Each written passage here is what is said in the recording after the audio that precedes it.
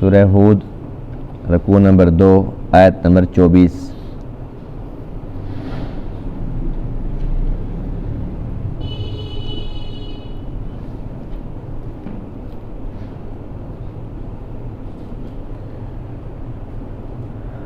اعوذ باللہ من الشیطان الرجیم،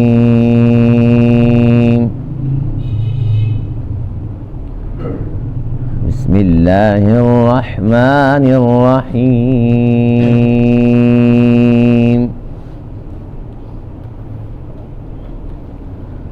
وَلَقَدْ أَرْسَلْنَا نُوحًا إِلَىٰ قَوْمِهِ إِنِّي لَكُمْ نَذِيرٌ مُّبِينٌ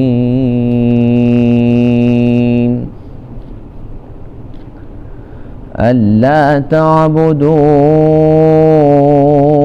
إِلَّا اللَّهَ إِنِّي أَخَافُ عَلَيْكُمْ عَذَابَ يَوْمٍ أَلِيمٍ۔ فقال الملأ الذين كفروا من قومه ما نراك إلا بشرا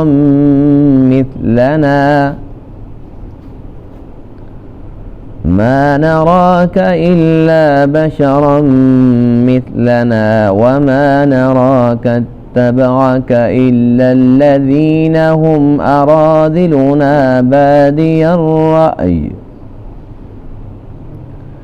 وما نرى لكم علينا من فضل بل نظنكم كاذبين۔ صدق اللہ العظیم۔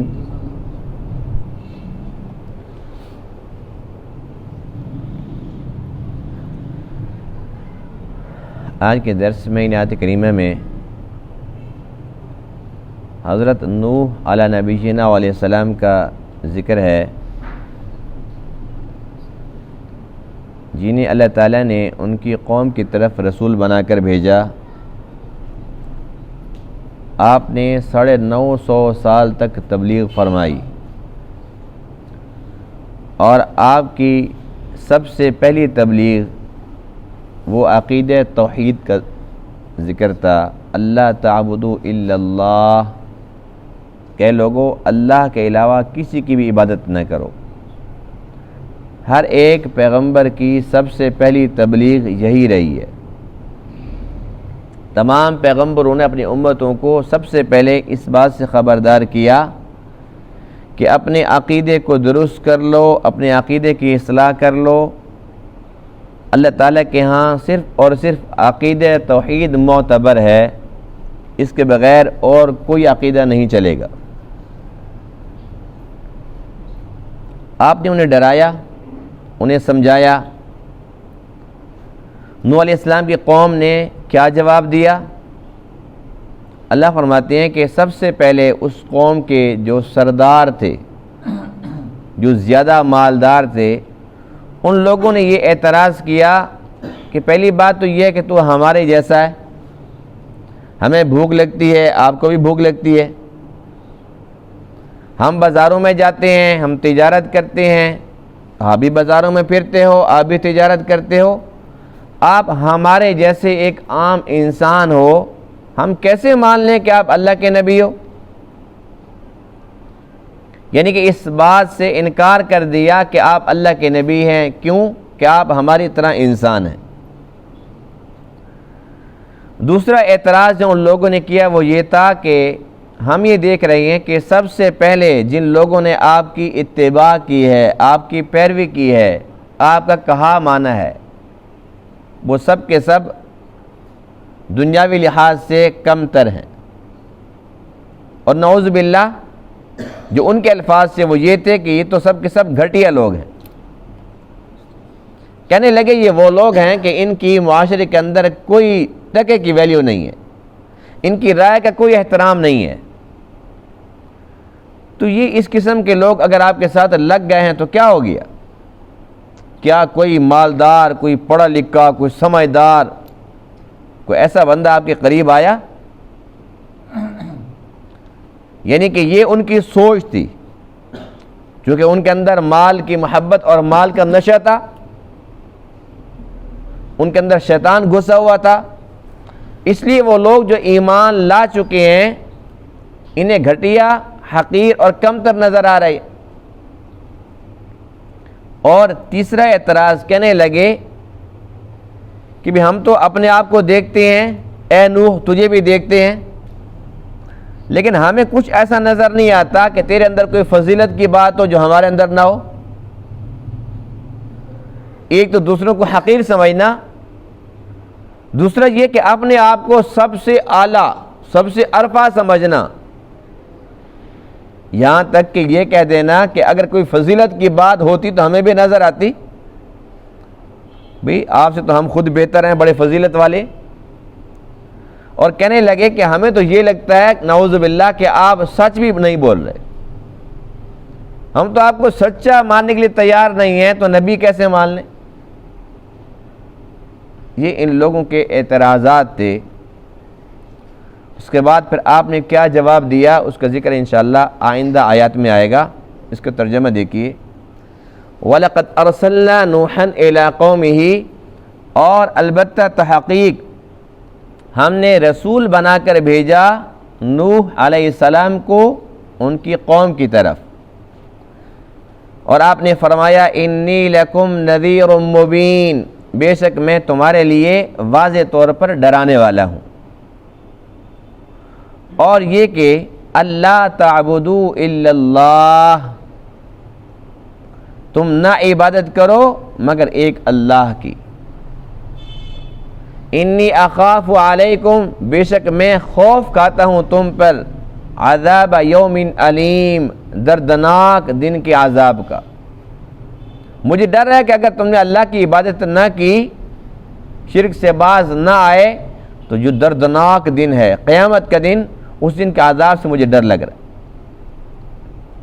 یہ آپ کی تبلیغ تھی جس میں آپ نے اپنی قوم کو سب سے پہلے توحید کی طرف بلایا۔ فقال الملأ الذین کفروا من قومہ، پس کہا ان سرداروں نے جنہوں نے کفر کیا تھا، من قومہ آپ کی قوم میں سے، یعنی کہ آپ کی قوم کے جو کافر سردار تھے، انہوں نے کہا ما نراک، ہم آپ کو نہیں دیکھتے، الا بشرا مثلنا، مگر ایک بشر انسان، مثلنا ہمارے جیسا، وما نراک اتبعک، اور ہم نہیں دیکھتے انہیں جنہوں نے آپ کی اتباع کی، الا الذین، مگر وہ لوگ ہیں، ہم ارادلنا، جو ہم میں سے گھٹیا ہیں، بادی الرأی، کمزور رائے والے ہیں، وما نرى لكم علینا من فضل، اور ہم نہیں دیکھتے تمہارے لیے اپنے اوپر کوئی فضل، کوئی فضیلت کی بات، بل نظنکم کاذبین، بلکہ ہم تو گمان کرتے ہیں تمہارے بارے کہ تم کاذب ہو، جھوٹ بولنے والے ہو۔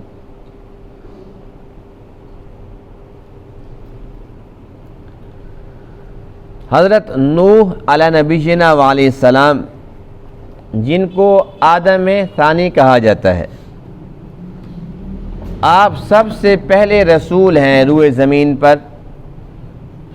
آپ سے پہلے 3 نبی تو آئے لیکن کوئی رسول نہیں آیا۔ رسول وہ ہوتا ہے جس کو اللہ کی طرف سے شریعت عطا ہو، اور نبی وہ ہوتا ہے کہ جس پر وحی تو آئے لیکن اس کو کوئی نئی شریعت نہ ملے۔ موسیٰ اور ہارون دونوں بھائی ہیں، موسیٰ علیہ السلام رسول ہیں، نبی بھی ہیں، ہارون علیہ السلام نبی ہیں، رسول نہیں ہیں۔ آپ کو الگ شریعت نہیں ملی، بلکہ تورات کے مطابق آپ لوگوں کو اللہ کی طرف بلاتے تھے، تورات کی ہی تبلیغ فرماتے تھے۔ تو اس سے معلوم ہوا کہ جو رسول ہوتے ہیں وہ خاص ہوتے ہیں نبیوں سے۔ یہی وجہ ہے کہ 1,24,000 کم و بیش جو پیغمبر آئے، ان میں سے 300 سے کچھ اوپر رسول ہیں، باقی سب کے سب نبی ہیں۔ تو سب سے پہلے انسان وہ آدم علیہ السلام ہے، جنہیں اللہ تعالیٰ نے نبی بنایا تاکہ تمام انسان اس بات پر فخر کر سکیں کہ ہم پیغمبر زادے ہیں، ہم پیغمبر کی اولاد ہیں۔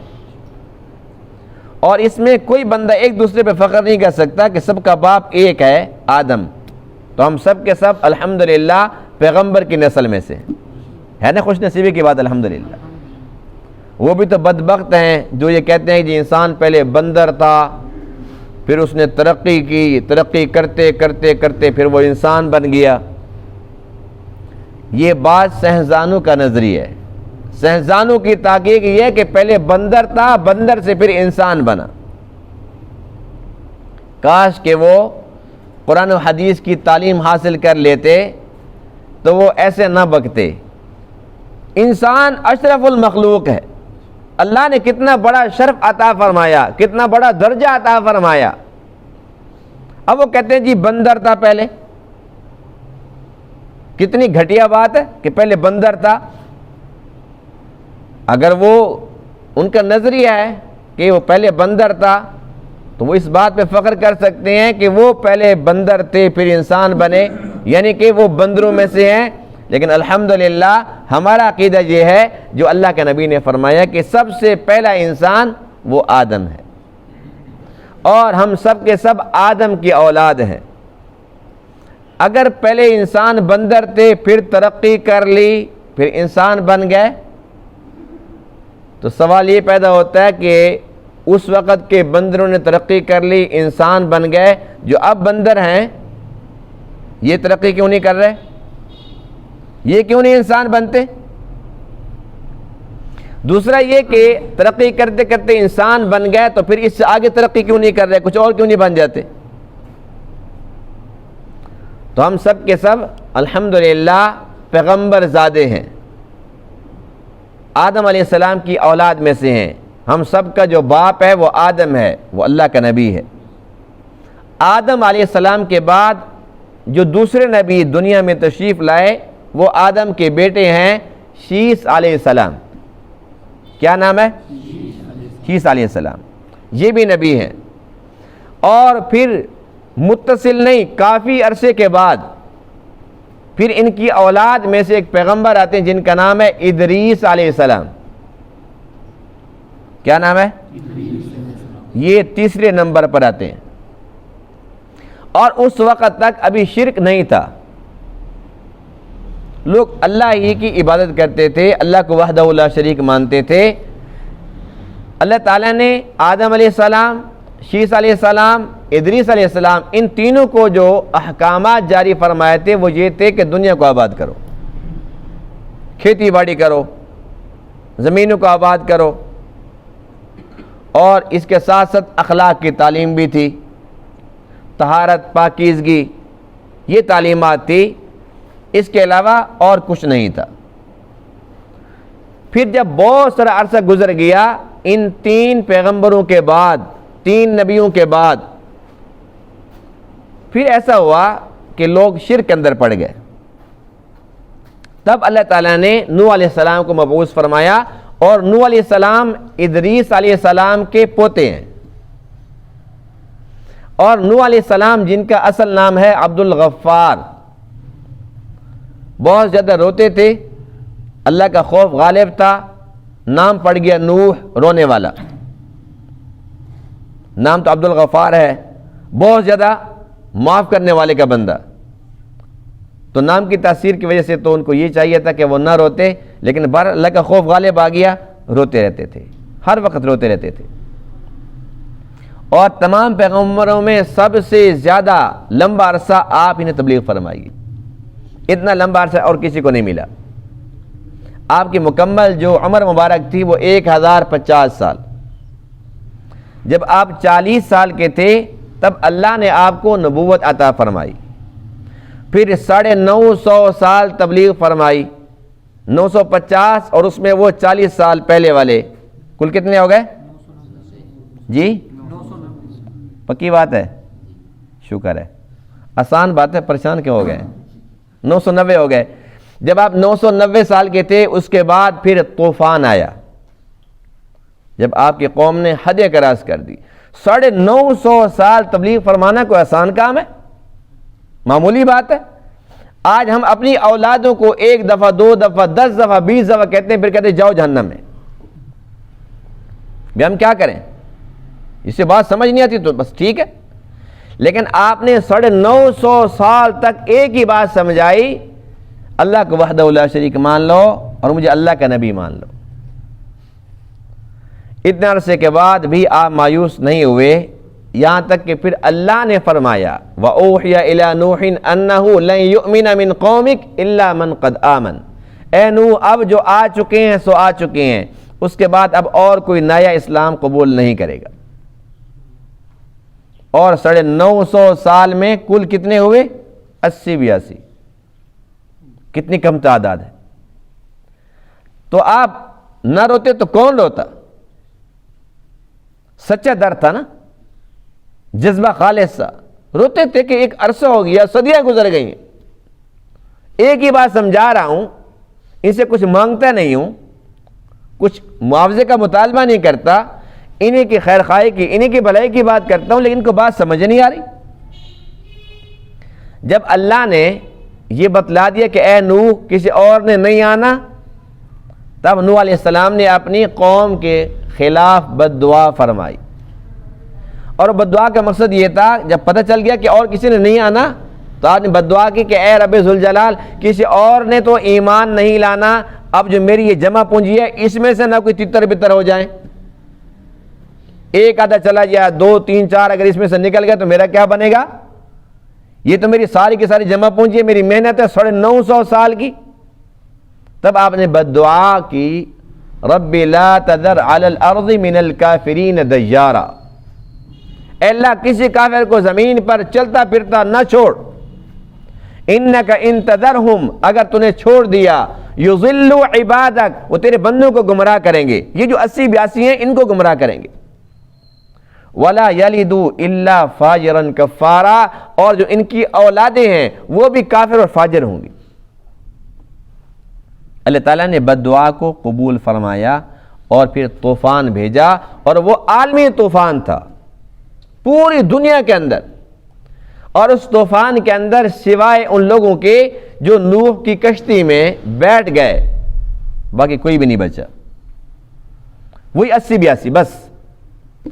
اور باقی جو لوگ تھے ان میں نوح علیہ السلام کی خود بیوی شامل تھی, آپ کا سگا بیٹا شامل تھا, وہ بھی سارے کے سارے غرق ہو گئے. اور اللہ کی قدرت دیکھو, اللہ کی شان دیکھو کہ وہ جو 80-82 ہیں ان میں سے بھی کسی کے آگے نسل نہیں چلی. نوح علیہ السلام کے 3 بیٹے ہیں, سام, حام اور یافس. ان 3 میں سے پھر اللہ تعالیٰ نے پھر نسل چلائی, یعنی کہ کل 3 تھے. آدم سے لے کر نوح تک کتنی تعداد تھی؟ وہ سب کے سب ختم ہو گئے. پھر اب کل کتنے ہیں؟ صرف اور صرف 3 بیٹے. ان 3 بیٹوں کی اولاد آج دنیا کے اندر ہے. نوح علیہ السلام کے 3 بیٹوں کی اولاد, یعنی کہ ہم سب کا سلسلہ نسب نوح علیہ السلام کے 3 بیٹوں تک جاتا ہے, پھر وہاں سے نوح علیہ السلام تک, وہاں سے پھر ادریس علیہ السلام تک, پھر وہاں سے شیس علیہ السلام, اور وہاں سے آدم علیہ السلام. تو یہ ایک ترتیب ہے جو اللہ تعالیٰ نے بنائی ہے. اللہ تعالیٰ نے نوح علیہ السلام سے آگے پھر تمام انسانوں کی نسل کو چلایا ہے, اور قیامت تک جب تک اللہ تعالیٰ کی چاہت ہے یہ نظام ایسے چلتا رہے گا, بڑھتا رہے گا, یہاں تک کہ پھر اللہ کا امر آ جائے گا. اب نوح علیہ السلام نے لوگوں کو تبلیغ فرمائی. سب سے پہلی تبلیغ وہ کیا تھی؟ اللہ تعبدوا الا اللہ, اے لوگو اللہ ہی کی عبادت کرو. اللہ وحدہ لا شریک ہے, تمہارا خالق مالک اللہ ہے, اللہ کے بغیر اور کسی کو معبود مت بناؤ. انہیں ڈرایا, انی اخاف علیکم عذاب یوم علیم, مجھے ڈر لگتا ہے جو دردناک دن ہے. ایک آیت میں انی اخاف علیکم عذاب یوم عظیم, بڑا دن, کہیں پہ بڑا دن فرمایا, کہیں پہ دردناک دن. ظاہر سی بات ہے کہ قیامت کا دن جس کی ہولناکی بہت مسلم حقیقت ہے. آپ نے تو ڈرایا, لیکن قوم کا طرز عمل بھی دیکھو.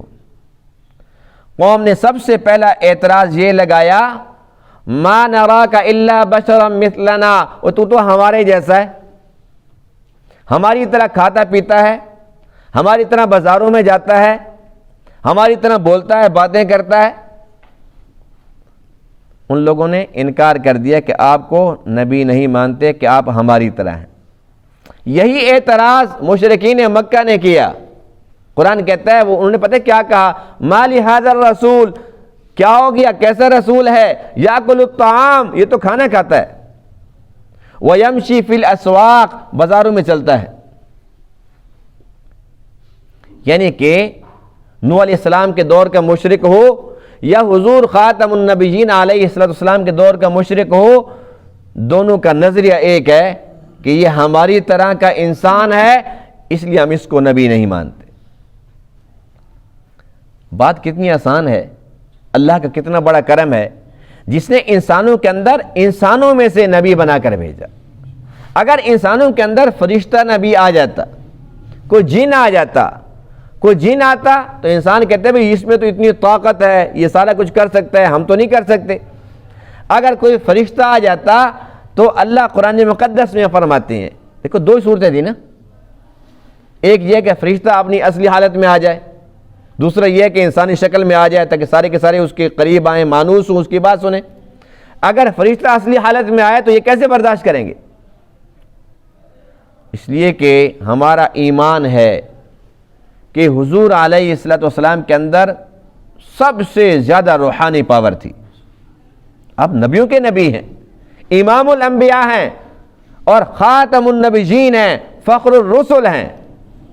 جب آپ نے پہلی مرتبہ جبرائیل کو دیکھا اصلی شکل میں، آپ کو بخار ہو گیا۔ آپ گھر تشریف لاتے ہیں، زملونی زملونی، اے خدیجہ چادر اڑاؤ مجھے، سردی لگ رہی ہے، بخار ہوگی۔ جب اللہ کے نبی دیکھ کر ان کی یہ کیفیت ہو جاتی ہے تو عام انسان کہاں برداشت کر سکتے تھے؟ اور اللہ فرماتے ہیں کہ اگر ہم انسانی شکل میں بھیجتے، وَلَلَبَسْنَا عَلَيْهِمْ مَا يَلْبِسُونَ، پھر شک میں پڑے رہتے، کہتے ہیں ہاں لگتا تو ہمارے جیسا ہے، پتہ نہیں، کہتے فرشتہ ہوں۔ اب وہ فرشتہ کہتا کہ بھئی 5 ٹائم کی نماز پڑھو، تو انسان کہتے ہیں ہاں تو کہے گا تیرے بیوی بچے نہیں ہیں نا۔ فرشتہ کہتا روزے رکھو، آگے سے انسان کیا جواب دیتے، امت کیا جواب دیتی، ہاں ہاں تو کہہ سکتے روزوں کا، تیرے ساتھ تو پیٹ کا سلسلہ ہے ہی نہیں، تجھے بھوک نہیں لگتی۔ اللہ تعالیٰ نے انسانوں کے اندر انسانوں کو نبی بنا کر بھیجا، یہ احسان عظیم فرمائے۔ غزوہ خندق کے موقع پر جب صحابہ کرام نے شکایت کی بھوک کی، اے اللہ کے رسول یہ دیکھو پیٹ پہ پتھر بندھا ہوا ہے، بھوک لگی ہوئی ہے، بہت تکلیف میں ہیں، تو آپ علیہ السلام نے اپنے مبارک پیٹ سے کپڑا اٹھایا، دیکھو 2 پتھر بندھے ہوئے۔ سب کو تسلی ہو گئی کہ جو نمونہ ہے 2 پتھر ہیں وہاں۔ اس کے بعد پھر کسی نے بھوک کی شکایت کی، اگر یہی بات کوئی فرشتہ نبی ہوتا وہ کہتا، کوئی بندہ بات مانتا؟ تو یہ ایک اعتراض بیہودہ ہے کہ تو ہماری طرح کا انسان ہے۔ اس میں کوئی شک و شبہ نہیں ہے کہ جو نبی ہوتے ہیں وہ انسان ہوتے ہیں۔ انسان سے مراد یہ ہے کہ جو ہر ایک انسان کے ساتھ بشری تقاضے ہیں، بھوک کا لگنا، پیاس کا لگنا، یہ ان سب کے ساتھ ہوتا ہے۔ اور دوسرا یہ کہ جس طریقے سے ہر ایک انسان کا اپنا خاندان ہوتا ہے، ماں باپ اس کا قبیلہ ہوتا ہے، اس کے رشتہ دار ہوتے ہیں، ہر ایک پیغمبر کے ساتھ بھی یہی کچھ ہوتا ہے۔ جو فرشتے ہیں، جبرائیل کے بارے میں کوئی کہہ سکتے ہیں جو فلاں کا بیٹا ہے، فلاں کا ماموں ہے، فلاں کا چچا ہے، کوئی کہہ سکتا ہے؟ وہ تو فرشتے ہیں۔ تو یہ انسانوں کو اللہ تعالیٰ نے سلسلہ دیا ہے کہ ہر ایک انسان کا جیسے خاندان ہوتا ہے، اس کا قبیلہ ہوتا ہے، اللہ کے نبیوں کا بھی ایسا ہوتا ہے۔ لیکن کوئی اگر یہ سمجھتا ہے کہ جو نبی ہوتے ہیں وہ عام انسانوں کی طرح ہوتے ہیں، تو یہ بھی بہت بڑی جہالت کی بات اور کفر کی بات ہے۔ اس لیے کہ وہ انسان ضرور ہوتے ہیں لیکن عام نہیں، خاص ہوتے ہیں۔ اللہ نے کیا فرمایا؟ قُلْ إِنَّمَا أَنَا بَشَرٌ مِثْلُكُمْ يُوحَىٰ إِلَيَّ، اے نبی آپ فرما دیجئے کہ بے شک میں بشر تو ہوں تمہاری طرح، لیکن عام نہیں ہوں، میرے پر وحی آتی ہے، تمہارے اوپر آتی ہے۔ بڑا فرق ہے۔ اگر ہم سوتے ہیں ہمیں اونگ آ جاتی ہے، ہمارا وضو گیا؟ اللہ کے نبی سوتے ہیں، اٹھتے ہیں، پھر نماز پڑھاتے ہیں۔ صحابہ پوچھتے ہیں کہ بغیر وضو کے آپ نے نماز پڑھائی؟ آپ تو سوئے ہوئے تھے، سونے سے وضو ٹوٹ جاتا ہے۔ فرمایا کہ جو اللہ کے نبی ہوتے ہیں ان کی آنکھیں سوتی ہیں، ان کا دل جاگتا رہتا ہے۔ فرق ہے کہ نہیں ہے؟ اب دیکھنے میں تو یہ عام پانی ہے، ٹونڈی کا پانی، اور زمزم وہ بھی پانی ہے، دیکھنے میں ایک جیسا ہے، لیکن حقیقت میں دیکھا جائے تو فرق ہے کہ نہیں ہے؟ اللہ کے نبی فرماتے ہیں کہ یہ جنت کے چشمے سے آ رہا ہے، تو وہ جنت کا پانی ہے، یہ دنیا کا پانی ہے، ان کا آپس کے اندر کوئی جوڑ ہے؟ ہمارے پسینے سے بدبو آتی ہے، عطر لگاتے ہیں، پرفیوم لگاتے ہیں، بار بار نہاتے ہیں، کتنے جتن کرتے ہیں، اور اللہ کے نبی کے مبارک پسینے سے وہ خوشبوئیں آتی ہیں کہ کسوری اس کا مقابلہ نہیں کر سکتے۔ ہم آگے دیکھتے ہیں، پتہ نہیں پیچھے کیا ہو رہا ہے۔ اللہ کے نبی فرماتے ہیں کہ جس طریقے سے میں آگے دیکھتا ہوں ایسے پیچھے دیکھتا ہوں۔ تو اللہ کے نبی انسان ضرور ہوتے ہیں لیکن عام نہیں ہوتے، خاص ہوتے ہیں، عام انسانوں جیسے نہیں ہوتے۔ اللہ تعالیٰ کی طرف سے ان کے پر وحی اترتی ہے، اللہ کے مقرب ہوتے ہیں، اللہ نے ان کو بڑا نوازا ہوتا ہے۔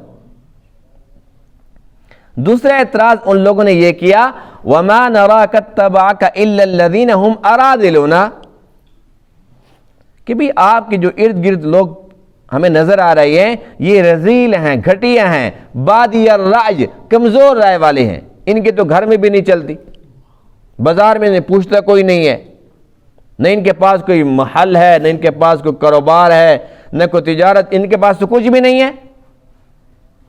یہ اعتراض دیکھو نوح علیہ السلام کے دور کا جو کافر ہے وہ کر رہا ہے، اور جب اللہ کے آخری نبی تشریف لاتے ہیں، امیہ بن خلف، ابو جہل، عتبہ، یہ آتے ہیں اور آ کر کہنے لگے کہ بھئی ہم آپ سے ملنا چاہتے ہیں، پہلی شرط یہ ہے کہ بلال کو اٹھاؤ، خبیب کو یہاں سے بھگاؤ، یہ بلال تو ہمارا غلام رہ چکا ہے، ہم ان غلاموں کے ساتھ بیٹھیں گے، ہم تو سردار ہیں، ہم تو بہت بڑے ہیں۔ ان کے اندر بھی تو وہ شیطان گھسا ہوا تھا، یعنی کہ یہ جو دنیا ہے نا، دنیا کی محبت انسان کو اندھا کر دیتی ہے، انسان اپنی اوقات بھول جاتا ہے، شیطان سے بڑا شیطان بن جاتا ہے، اکڑ دکھاتا ہے۔ اب ان شیطانوں نے بھی یہی کچھ کہا، اللہ کے نبی سوچتے تھے کہ چلو تھوڑی دیر کے لیے اگر ان کو اٹھا دوں، ان کی بات سن لوں، ایک خیال آتا تھا۔ ایک بار ایسا ہوا، عبداللہ ابن ام مکتوم رضی اللہ تعالیٰ عنہ، نبینا صحابی ہیں، یہ آئے اور آ کر نا کوئی باتیں پوچھنے لگ گئے، کوئی مسائل پوچھنے لگ گئے۔ اتنی دیر میں نا وہ جو بڑے بڑے سردار تھے وہ بھی آ گئے۔ اب وہ تو نبی نے، اس کو تو نہیں پتا کون آیا بیٹھا ہے، اللہ کو تو پتا ہے۔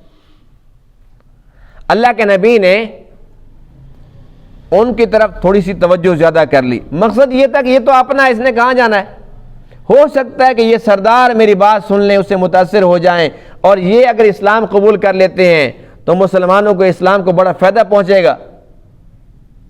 ادھر توجہ تھوڑی زیادہ ہو گئی، اسی وقت جبرائیل آ گیا، اسی وقت جبرائیل آیا اور سورہ عبس لے کے آیا، عبس و تولی، ڈانٹ کتنی بڑی ہے، آپ نے تیوری چڑھائی، منہ موڑا، ان جاءہ الاعمی، اس بات سے کہ ایک نبینا آ گیا۔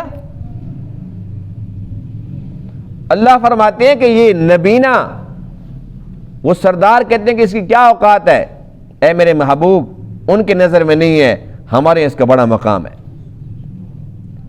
اللہ نے حکم دیا بھگاؤ ان کافروں کو، ان سرداروں کو کہو دفع ہو جاؤ، اگر انہیں ضرورت نہیں ہے ہماری تو ہمیں بھی ان کی ضرورت نہیں ہے۔ اور اے میرے محبوب یہ نبینا جو خلوص لے کے آیا ہے، اب اس کی قدر کرو، اس کو اپنے قریب کرو۔ تو ایک طرف یہ کافر لوگ اعتراض کرتے ہیں کہ اللہ کے نبیوں کے سب سے پہلے جو قریب آتے ہیں وہ دنیاوی لحاظ سے کمزور طبقہ ہوتا ہے، انہیں یہ لوگ ناپسند ہوتے ہیں، لیکن اللہ کو یہی لوگ پسند ہوتے ہیں، اور ہر نبی کے دور میں یہی کچھ ہوا ہے کہ سب سے پہلے یہی کمزور لوگ ہی آتے ہیں۔ لیکن اللہ کے یہاں کیا مقام ہے؟ یہی بلال حبشی رضی اللہ تعالیٰ عنہ، یہ پہلے غلام تھا کافروں کا، وہ اسے مارتے تھے، ستاتے تھے۔ ابو بکر صدیق رضی اللہ تعالیٰ عنہ نے خریدا اور خرید کے اس کے بعد پھر آزاد فرما دی۔ یہی بلال حبشی ہے جو ان کا غلام رہ چکا ہے، جس پر وہ تانے دیتے تھے، اس کے ساتھ بیٹھنا پسند نہیں کرتے تھے۔ اللہ کے ہاں کیا رتبہ ہے کہ جب اللہ کے نبی معراج کی رات وہاں جاتے تو وہاں پر کسی کے چلنے کی آواز آتی ہے، پوچھتے ہیں جبرائیل یہ کس کی آواز ہے؟ بتایا گیا کہ یہ بلال حبشی کی آواز۔ بلال حبشی کا کیا رتبہ ہے، کیا مقام ہے؟ اللہ کے نبی نے آگے پوچھا بلال تو کرتا کیا ہے؟ وہ تیرا اتنا بلند مقام ہے تو کرتا کیا ہے؟ کون سا تیرا خاص عمل ہے؟ عرض کہ اللہ کے رسول کوئی خاص عمل نہیں ہے، اللہ اس کے حبیب کی سچی محبت ہے نا دل میں۔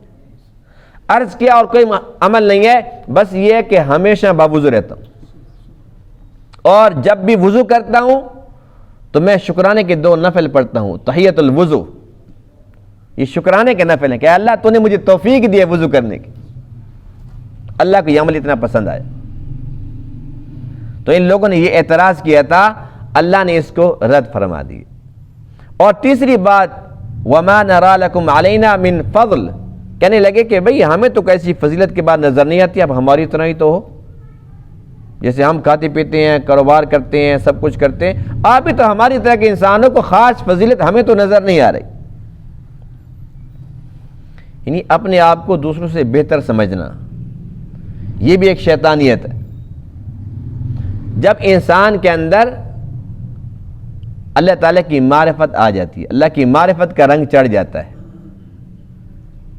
پھر انسان کو ہر ایک اپنے سے بہتر نظر آتا ہے، اور جب شیطان کا رنگ چڑھ جاتا ہے تو پھر ہر ایک اپنے سے کمتر نظر آتا ہے۔ یہ بیماری آج کل ہمارے اندر بھی بہت زیادہ ہے۔ بے شک کوئی غریب ہے، کوئی امیر ہے، ہر ایک یہ سمجھتا ہے کہ میں بہت بہتر ہوں۔ اگر کوئی نماز پڑھ لیتا ہے تو وہ سمجھتا ہے کہ میں حسن بصری بن گیا، جنید بغدادی بن گیا۔ اگر کوئی روزے رکھتا ہے تو سمجھتا ہے جی ساری دنیا بس بے روزہ ہے اور صرف میں ہی روزے والا ہوں۔ اگر اللہ کے راہ میں کسی نے 10 روپے دے دیے وہ سمجھتا ہے کہ سب سے بڑا حاتم طئی میں ہوں، میں سخی ہوں، باقی سارے کے سارے بڑے بخیل ہیں۔ یہ نہیں کہ اگر ہم نے کوئی چھوٹا سا عمل کر لیا اللہ کے فضل سے، اس کی توفیق سے کر لیا، تو اس پر ہم اتراتے ہیں، فخر کرتے ہیں اور یہ سمجھتے ہیں جی بس صرف ہم ہی ہیں، باقی تو آپ کے سامنے جی بازار کھلا پڑا، دیکھو کوئی آیا مسجد میں۔ یہ شیطانی سبق ہے۔ شیطان یہی تو چاہتا ہے کہ جو لوگ نہیں آتے وہ تو ہیں خسارے والے، جو آئے ہوئے ہیں نماز پڑھ چکے ہیں ان کی نماز میں کیسے ضائع کراؤں، اس قسم کی حرکتیں کرا کے۔ ایک بندہ اٹھتا ہے اور اس نے بستر چھوڑا ہے، اس نے وضو کیا، پھر وہ تہجد کا وقت تھا، وہ مصلی کے اوپر کھڑا ہو گیا، اللہ کے سامنے رویا، گڑ گڑایا، اور اللہ کی محبت میں اس نے بڑے آنسو بہائے، اس نے سجدے کیے۔ کتنا پیارا عمل تھا، سارا کچھ کر کے، اور اس کے بعد پھر اس نے یہ کہا دیکھو جی تہجد تو پڑھتا ہوں، باقی سارے کے سارے ایسے مردار مرے پڑے ہیں، کون پڑھتا ہے؟ پورے گھر میں میں ہی تو پڑھتا ہوں۔ بس یہ لفظ کہہ کے جو سوئے ہوئے تھے وہ سب سے اعلیٰ ہو گئے اور یہ سب سے گھٹیا ہو گیا۔ اگر کوئی نیکی انسان کر لیتا ہے تو اس کا کوئی کمال نہیں ہے، اللہ کا فضل ہے۔ دیکھو آج اس وقت ہم کہاں بیٹھے ہیں؟ اللہ کے گھر میں بیٹھے ہیں نا، تو اس کے اندر ہمارا کوئی کمال ہے؟ اگر اللہ توفیق نہ دیتا، اپنے گھر میں نہ آنے دیتا، نہ بیٹھنے دیتا، ہم بیٹھ سکتے تھے؟ ہم اس کا کلام پڑھ رہے ہیں، اس کو سمجھنے کی کوشش کر رہے ہیں، اس کا فضل ہے کہ نہیں ہے؟ اگر توفیق نہ دے ہم کر سکتے ہیں؟ تو ہم اللہ کا شکر ادا کرنا چاہیے، نہ یہ کہ ہم یوں کہ دیکھو جی ہم ہر روز درس سنتے ہیں، ہر روز دروشی پڑھتے ہیں، دیکھو سارے یوں بھاگ جاتے ہیں، فلاں تو پڑھتے ہی نہیں ہے، فلاں سنتے ہی نہیں ہے۔ یہ باتیں ہماری نیکیوں کو ضائع کرنے والی۔ اللہ سے توفیق مانگنی چاہیے، سب کے لیے دعائیں کرنی چاہیے کہ یا اللہ ہمیں تو توفیق دی ہے، میری اولاد کو توفیق دے، میرے بہن بھائیوں کو توفیق دے کہ وہ بھی نماز پڑھیں، وہ بھی درود شریف پڑھیں، میرے پورے خاندان کو، پوری کی پوری امت مسلمہ کو توفیق دے۔ دعائیں کرنی چاہیے۔ جتنی ہمارے اندر عاجزی آئے گی اتنا ہماری عبادت شاندار بھی ہوگی اور جاندار بھی ہو۔ یہ وہ باتیں ہیں جس کے اندر کوئی زور نہیں لگتا، کوئی بہت طاقت صرف نہیں ہوتی، صرف نیت کرنی پڑتی۔ تو ہم سب کی نیت ہے نا انشاءاللہ، نیت یہ ہے کہ بس اللہ تعالیٰ مرتے دم تک ہمیں اس راستے پر استقامت دے، جوڑے رکھے، ہمارا خاتمہ اسی پر ہو جائے، اور ہماری دعا یہ کہ اللہ تعالیٰ ساری کی ساری امت مسلمہ کو اپنے حبیب کی اور اپنے حبیب پر اترنے والے اس کلام کی سچی محبت نصیب فرما دے۔ اللہ تعالیٰ تمام باتوں کو سمجھنے عمل کرنے کی توفیق عطا فرمائے۔ وآخر دعوانا الحمد للہ رب العالمین۔